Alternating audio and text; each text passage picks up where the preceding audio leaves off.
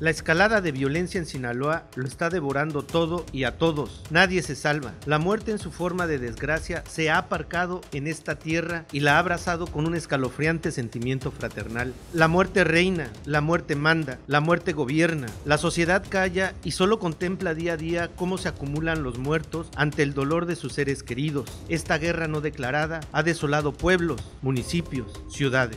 Los gritos de dolor, llanto y reclamo de las caravanas y marchas ciudadanas, de los menos, se pierden ante la indiferencia de la mayoría. El odio de los gobiernos por la vida se siente, se huele, se palpa en sus inmutables discursos y poses. El reclamo de justicia del pueblo se ahoga en una podrida impunidad. El discurso carente de sentido, de responsabilidad, de sentimiento. Los gobernantes lo han convertido en el único rasgo de procurar justicia, la ficción de partidos y políticos al gobernar.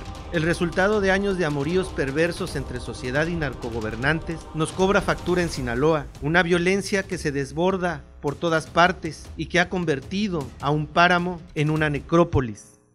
Gracias por acompañarnos a su canal por internet de Primera Visión. Soy Bernardino Chávez y les damos la bienvenida desde Culiacán, Sinaloa, aquí en el noroeste del país. Acá en Sinaloa continuamos con una ola, parece ser insuperable, de violencia. Acá en Sinaloa lo mismo matan a un abogado que a un médico, que a un maestro, que a una ama de casa, que a un joven, que a un estudiante, y no se ve que haya algo que pueda contrarrestar a esta violencia que, como les digo, parece insuperable. El gobierno, por supuesto que está totalmente rebasado, aunque los discursos no lo digan, aunque los discursos sigan enfrascados en crear otro tipo de imagen hacia acá, pero la ciudadanía es la que está sufriendo y la que está poniendo los muertos. ¿Qué ha pasado a raíz de que se militarizó las policías? A raíz de que llegaron acá a Sinaloa 2,000 militares. ¿Qué ha hecho la milicia en relación a esta ola delictiva? ¿Qué ha dejado de hacer? ¿Y qué es lo que ha repercutido en el organismo de crimen que hay en este estado? Hoy vamos a analizar todo esto en sus partes y creo que lo que está pasando en Sinaloa pues se replica en todo el país, cuando el país y los gobernantes están más preocupados de lo que está pasando en el Estado de México en las elecciones, de quién va a gobernar el 2018, de quiénes se quedan con el poder en este país, y los que realmente tienen el país así y que son los que tienen también el poder, pues no asoman la cara por ningún lado. Todos los demás alfiles son los que salen a quitarse las culpas, a mandar la bolita de un lado para otro, pero la ciudadanía sigue poniendo los muertos. Alejandro, aquí en Sinaloa, pues pareciera que nosotros no tenemos de otra cosa que hablar, dice. Todas las semanas estamos hablando casi de lo mismo, porque no hay otra manera de abordar, ¿no? Otro tipo de noticias en este estado, en donde la violencia nos ha arrebatado no nada más la paz, la tranquilidad, sino nos ha arrebatado también la esperanza de poder quizás controlar de alguna manera esta ola delictiva, esta ola de asesinatos que parece que no tiene un tope, que parece que se puede llevar a quien sea en cualquier momento y en cualquier lugar. ¿No es así? Es buen punto. El periodismo necrológico nos tiene entretenidos, no cada semana, sino todos los días, cada hora. Cuando pues nos enteramos de que los criminales no tienen respeto al gobierno y que algunos están dentro del gobierno, y vemos que, como tú dices, lo mismo muere un niño, una mujer, un profesionista, un periodista, un joven, Entonces, en esta cadena incesante de hechos criminales, donde ya ni siquiera nos asombramos, o nos asombramos en cuanto pasa el caso y a las horas ya estamos esperando quién es la siguiente víctima. Pienso yo que este estado de desastre, que es Sinaloa y que es México, no tiene el interés o no quiere tener el interés para entrarle al tema de la delincuencia, de los homicidios, y que está viendo caer agentes importantes, segmentos importantes de la sociedad, ciudadanos todos, de manera indiferente, como que no le duele como nos duele a la población, y como que ya dejó en manos de la alta delincuencia la seguridad pública, o la inseguridad pública, como quieras llamarle. ¿Por qué? Porque tú vas y denuncias a una fiscalía que tiene acumulados en estos momentos, en este año, casi 600 ya de casos de homicidios dolosos, perseguibles de oficio, y ninguno ha resuelto, no sabemos, en ninguno se conoce el avance de la investigación. Más los que se acumularon y años. En todos obligan a los deudos de las víctimas a una romería dolorosa de estar yendo todos los días al Ministerio Público, de estar yendo a buscar a sus propios muertos, cavar en el desierto, en las ciudades, en todos lados, para encontrar los cadáveres, y el Estado como si nada. Entonces, este Estado fallido que ya definitivamente Sinaloa nos está condenando a que cada quien sepamos que nos toca morir en manos de la delincuencia y que solo falta que nos asignen la hora. En un estado como Sinaloa, en un país como México, en donde los gobernantes podemos decir que tienen un odio sobre la vida, sobre la ciudadanía, Sinaloa está atrapado en su propia indiferencia.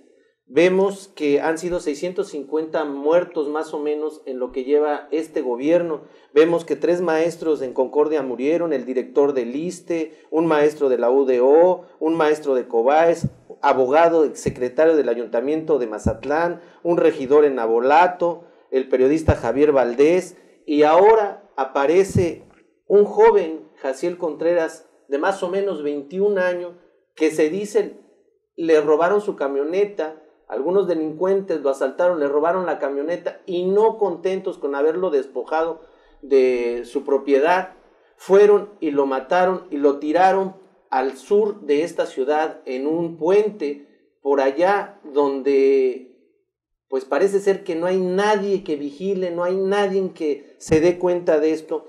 Este narcoterrorismo, este narcogobierno, este terrorismo de gobierno nos está volviendo insensibles totalmente a lo que está pasando.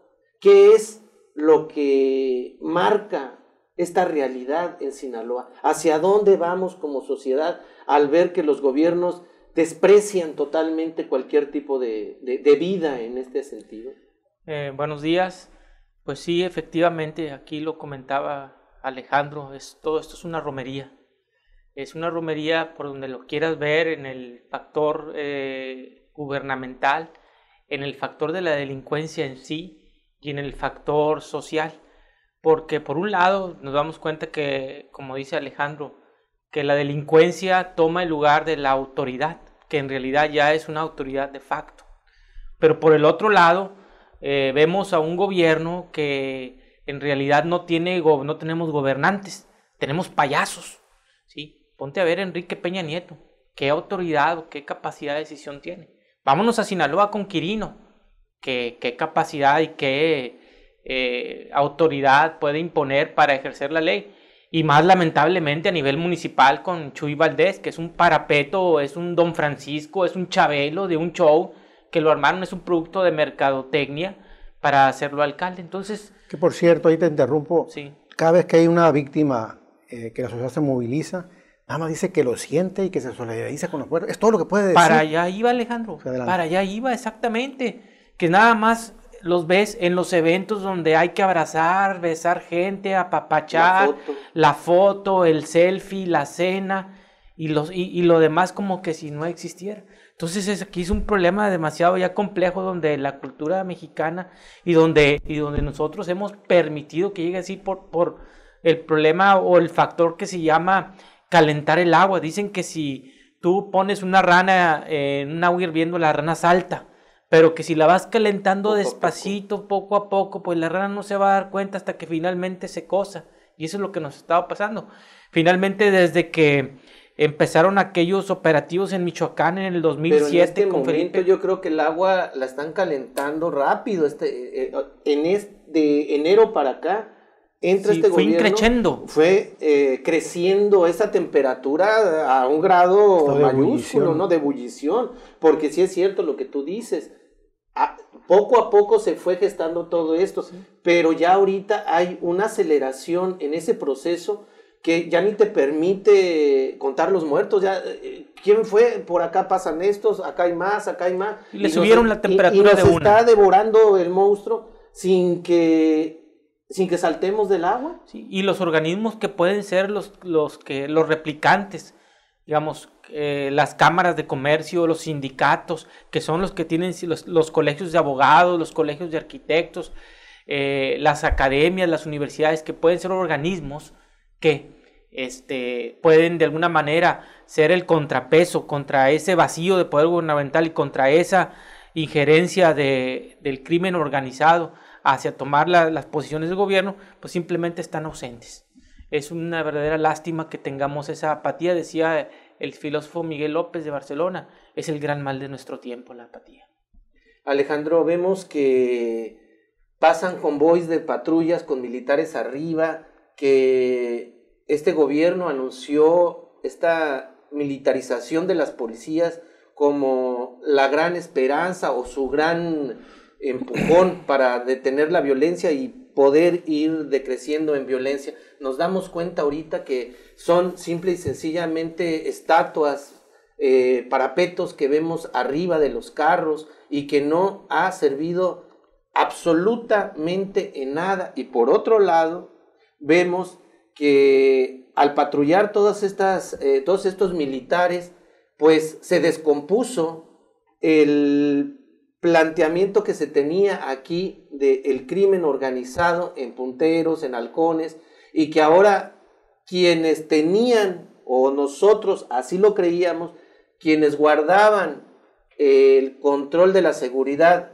en algunas zonas de Culiacán, de Sinaloa, pues han dejado de apretar a esos delincuentes y ahora pues estamos a merced de todos. No existe absolutamente ningún inicio de un control de nadie. Fíjate qué paradójico es eso, ¿eh? Entra el ejército en las patrullas municipales a patrullar, a recorrer, una función más o menos de ornato. Espantan a esa organización que por abajo tiene el crimen organizado, que son los punteros, los halcones, que le avisan cuando hay operativos, se espantan, se van. Entonces, y entra la baja delincuencia o la delincuencia común, entra a ser de las suyas. Todo Culiacán donde te pares en estos momentos, está sufriendo asaltos domiciliarios, robos en comercios, en abarrotes, mejor dicho, y una violencia que estaba agazapada porque esa red de crimen organizado la mantenía contenida para que no le echaran a perder ahí la seguridad a los grupos de narcotráfico en las colonias. Y ahí es donde yo digo que este alcalde que tenemos en Culiacán y en cada municipio se replican, Jesús Valdés, está totalmente fallándole a la ciudadanía. ¿Por qué? Porque la función preventiva de ese tipo de delitos le corresponde a la policía municipal. En la policía municipal las patrullas dan soldados, ¿sí? Los municipales, que hay pocos, están coludidos con los rateros y van, pero van a pedirle el porcentaje que les toca por cuidarlos. Entonces, no le pidamos a Jesús Valdés que contenga el tema de la alta delincuencia, de los homicidios, pero por favor, que haga el trabajo básico más elemental de darle seguridad a los hogares, a las familias, porque la verdad, la gente está muy encabronada ahorita por lo que está pasando. Y esto va a ser crisis tarde o temprano. Están robando domicilios por las noches, de día, gente que se dedica a espiar en las casas, a ver a qué horas salen, a qué horas regresan, y en el momento entran y te roban todo. Yo conozco muchísimos casos, y donde me paro es la queja ahorita en estos momentos, de todo tipo de fraccionamientos privados, de fraccionamientos de colonias populares, de los el rumbo que te pares. Entonces un problema que está fuerte ahí, y hay un alcalde que la pasa como reina del carnaval, y que se la pasa como plañidera, diciendo, lo siento mucho por los que mataron, me peguen el corazón, que no le peguen el corazón, que le peguen el ánimo de hacer justicia. Lo otro es que sí hay una parte de este operativo de militares, marina, militares, que sí está actuando, con trabajo de inteligencia. Lo que es de inteligencia. Que es de inteligencia no vemos, ¿no? y que es a largo plazo y corto están plazo. combatiendo y han caído soldados, han salido heridos soldados. Entonces creo yo que ese trabajo es el que debe hacer el ejército, el que debe hacer la marina y los organismos federales. Pero ¿por qué traer al ejército en las colonias patrullando? ¿Por qué? Porque esos malandrinos no tienen miedo a los soldados, esa delincuencia común o delincuencia consuetudinaria no le tiene miedo a los soldados. Lo que tienen miedo a los soldados son los narcos, los narcospendedores, ¿cómo se llaman los que vigilan? Los halcones o el puntero, ya me hicieron enojar. O sea, hay dos frentes, ¿no? Un frente que le corresponde al gobierno municipal, que es la prevención, y con toda la policía, con todos los instrumentos que tenga. Y hay otro frente que le corresponde a los soldados, al ejército, ya que está metido en cuestiones de seguridad pública, de abatir la alta delincuencia. Aquí, Jesús Valdés Palazuelos y su policía son un desastre soberano. Sus policías, que andan de choferes de los soldados, están de acuerdo con los malandrines. Pero entonces, Alejandro, en esa alta delincuencia que la Marina y el Ejército están sobre de ellos, pues es una alta delincuencia que es muy difícil llegar a romper esa alta delincuencia, porque es ahora sí que una componenda entre élite de gobernantes, élite de mafiosos, élite de empresarios y élite de sociedades que se pierden entre uno y otro. Si ellos vienen sobre esa alta delincuencia, la baja delincuencia va a terminar ahogándonos. O sea, antes no se hablaba del robo de casas, del robo a vehículos.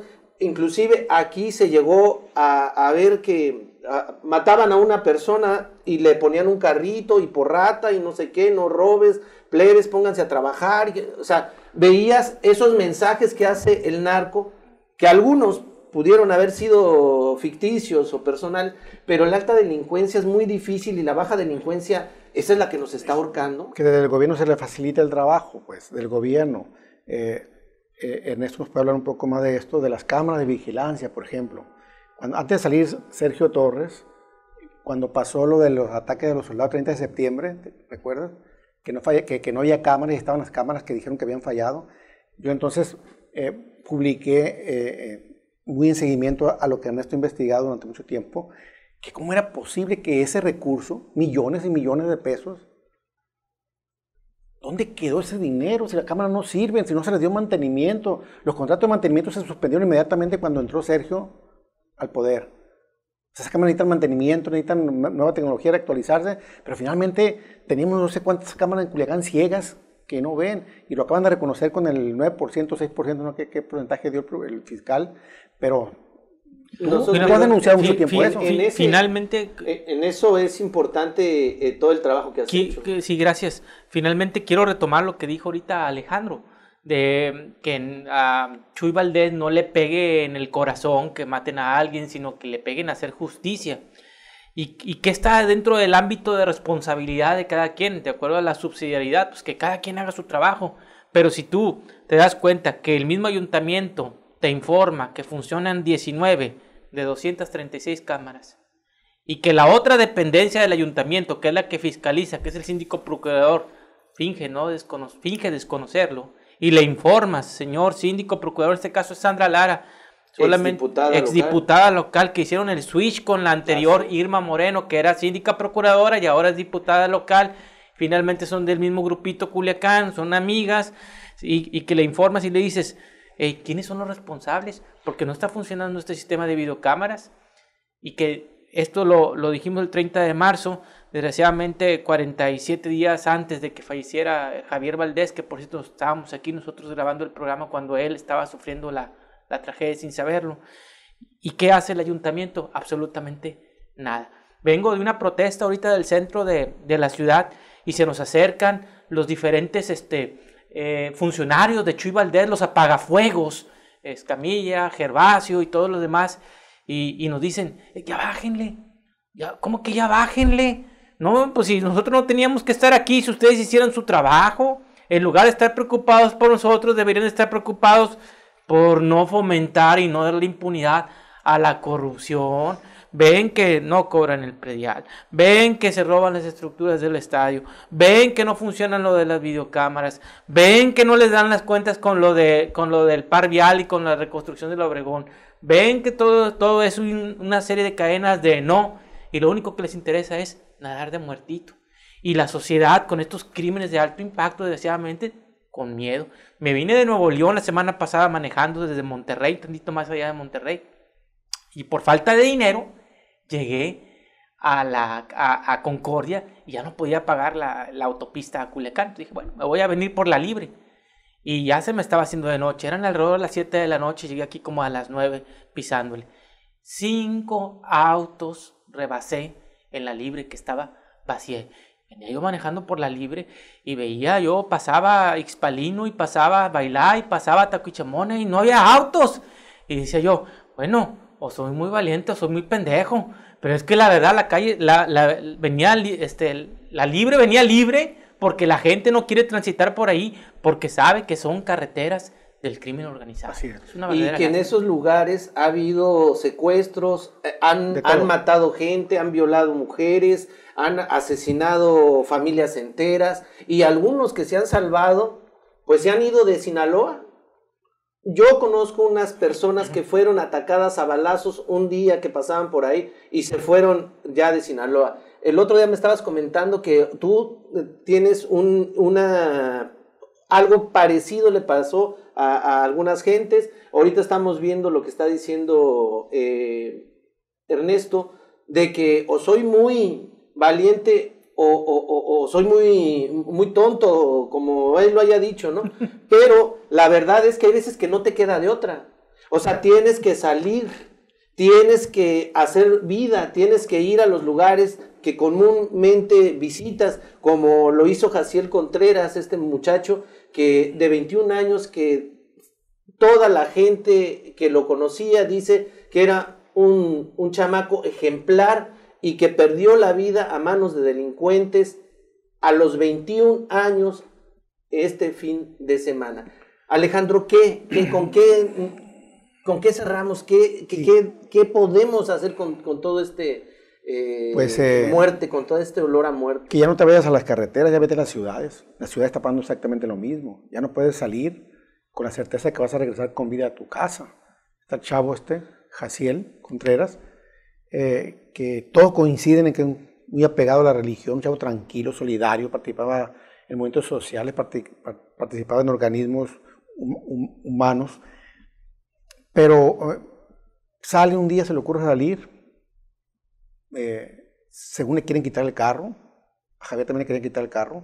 Ahora ese es uno de los y se lo llevan, móviles. Un ladrón de automóviles no te lleva a matarte a esos lugares que paradójicamente ahí tiran los cadáveres y no hay vigilancia, no hay cámaras. Ahí apareció donde también tira el tiradero de cadáveres en Culiacán no tiene vigilancia ni de policía ni cámaras. Es como una zona libre dejada ya al crimen organizado. Ahí tira tus cadáveres y no pasa nada. Sí, por sí un déficit de cámaras y solamente funciona el 5%. Y lo triste de esto es que dicen, vamos a poner nuevas cámaras.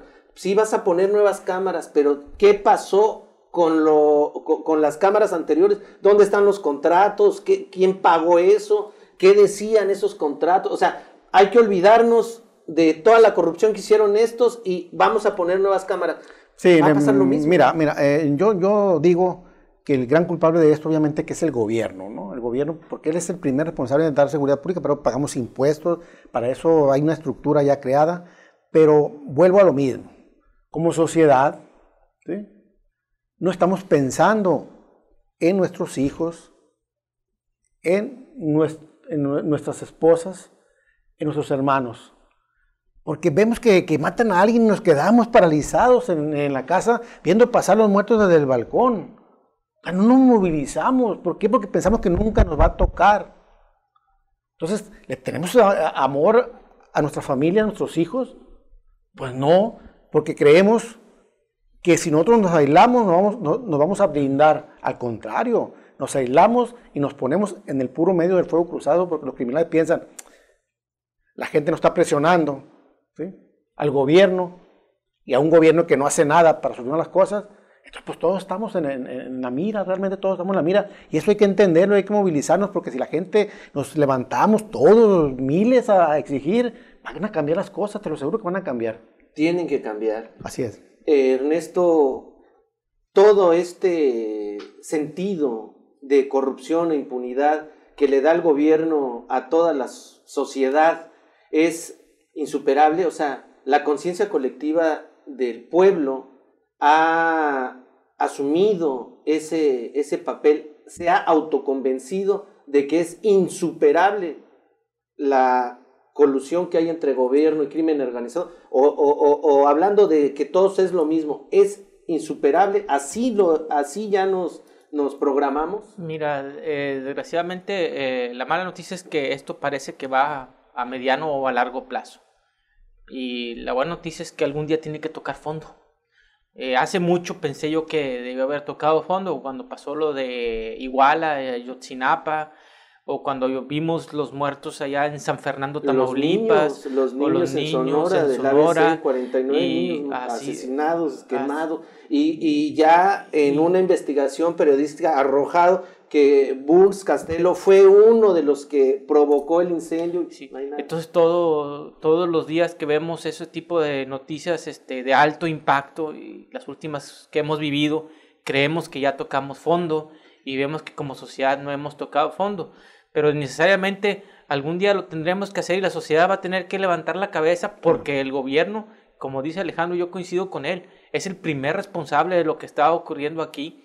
Finalmente, como sociedad vamos a tener que reaccionar y vamos a tener que poner un ya, hasta basta, hasta aquí basta, porque no podemos pensar en el aquí y en el ahora, en el confort de hoy, pensando que estamos desprotegidos para el mañana. Tenemos que pensar más a largo plazo, y como dice él, si verdaderamente queremos a nuestros hijos o a nuestros nietos, en el caso de los que lo tengan, pues que tenemos que correr ese riesgo para poder forjar una mejor sociedad.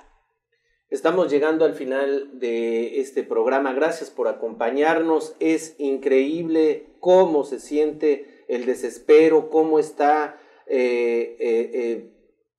cómo se visualiza un Sinaloa de muerte. La gente está muy asustada. Aquí se están viviendo momentos que no se veían ni en generaciones atrás, porque uno oye a las personas adultas y es un Sinaloa totalmente diferente, un Sinaloa que ha sido rebasado totalmente en sus instituciones, y que ahora el desbordamiento de toda esta necrosociedad nos está aplastando.